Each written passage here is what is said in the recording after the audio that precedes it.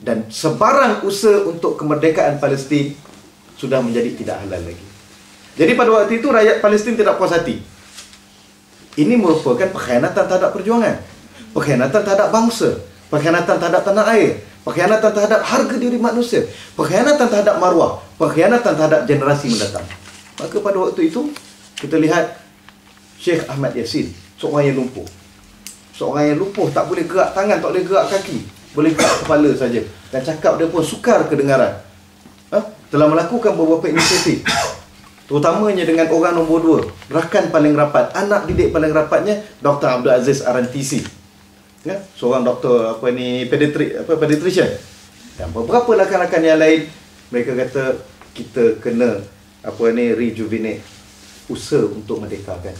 Ini satu tanggungjawab kita. Bukan hanya sekadar terhadap rakyat, bukan hanya sekadar kepada bumi, bukan hanya kepada generasi mendatang, tetapi juga di hadapan Allah SWT. Dan juga kalau kita menyerahkan diri, maka tahun-tahun mendatang Masjid Al-Aqsa juga akan dirobohkan dan akan dibina di atasnya kuil seperti mana Yahudi ingin bina itu.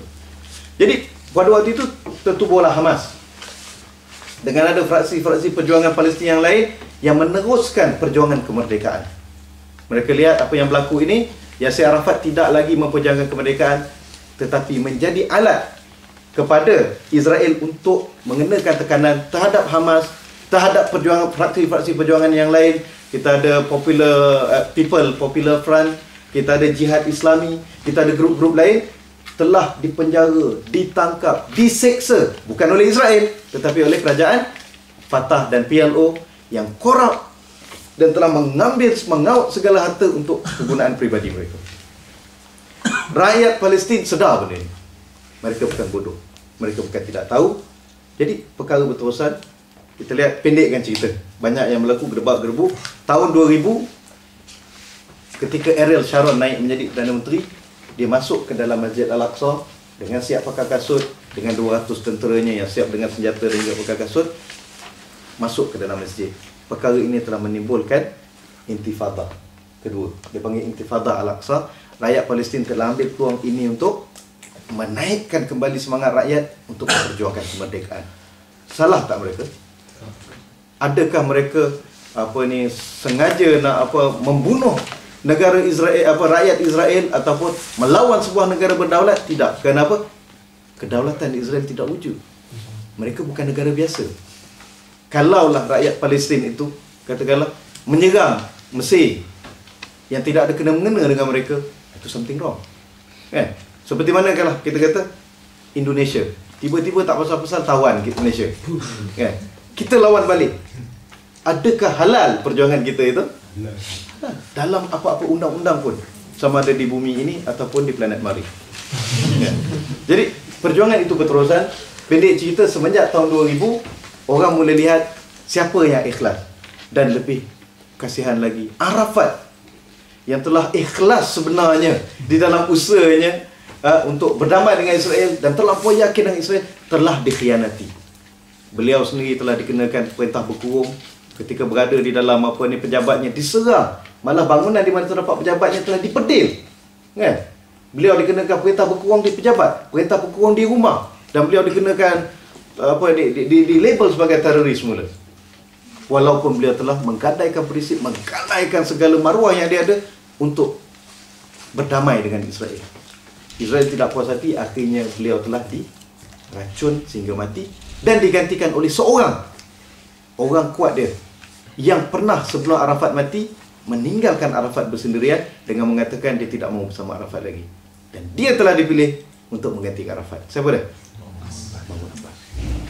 Mahmud Abbas mempunyai seorang pembantu yang jauh lebih teruk daripadanya dan merupakan orang yang menjadi ejen Israel di bumi Gaza, namanya Mahmud Dahlan. Dia ada kaitan dengan cerita sebelum ni, dengan cerita yang akan datang. Kesimpulannya, selepas berlaku cerita pembunuhan Arafat, selepas berlaku pembunuhan demi pembunuhan, serangan demi serangan di Jenin, di Jabalia, di Rafah, boleh kata rakyat Palestin ni nyawanya tidak ada nilai. Seolah-olah mereka tidak boleh nak pertahankan diri. Tapi sungguh pun begitu, mereka perlu meneruskan kehidupan. Dan kita tahu pada tahun 2004 apa berlaku. Syekh Ahmad Yassin sendiri pengasas Hamas telah dibunuh. Tak lama lepas tu, Dr. Abdul Aziz Rantisi sendiri telah dibunuh. Satu persatu pemimpin-pemimpin Hamas telah dibunuh. Hamas sungguh pun begitu, jangan kita ingat tu nak main perang saja. Ano, už končíme. No, já už budu muset končit, já No, budu no, muset promiňte, zakodovat jo. budovu, jo, takže vy si tam musíte napsat i čas, protože budova je vlastně, my zapínáme signalizaci, jo. A už je 10:30, takže Skončíme tě, promiňte, jo. už byste měli končit, jo? Jo, děkuju. Okey. Pendekkan cerita. Okey, pada tahun 2006 diadakan pilihan raya. Maka pada itu rakyat Palestin nak serahkan kepercayaan mereka, adakah kepada orang yang korup? Tidak. Adakah kepada orang yang pernah menggadaikan negara Palestin? Tidak. Adakah untuk kepada orang yang memang tahu menjadi tali baru Israel? Tidak. Jadi dia serahkan kepercayaan kepada orang yang boleh diharap, orang yang telah membina infrastruktur, orang yang telah bersama rakyat sanggup mengorbankan diri mereka demi kemerdekaan, maka mereka telah memilih Hamas. Dan pilihan rakyat ini melalui pilihan raya yang paling bersih di Timur Tengah seperti dikatakan oleh Jimmy Carter telah dinafikan oleh Israel, dinafikan oleh Amerika Syarikat, dinafikan oleh EU. Akhirnya apa berlaku? Mereka meningkatkan serangan Israel dengan dilihat halal. Hamas dinafikan sebagai sebuah kerajaan berdaulat, dikenakan sekatan, tapi rakyat masih bersama Hamas lagi. Kan? Jadi apa berlaku?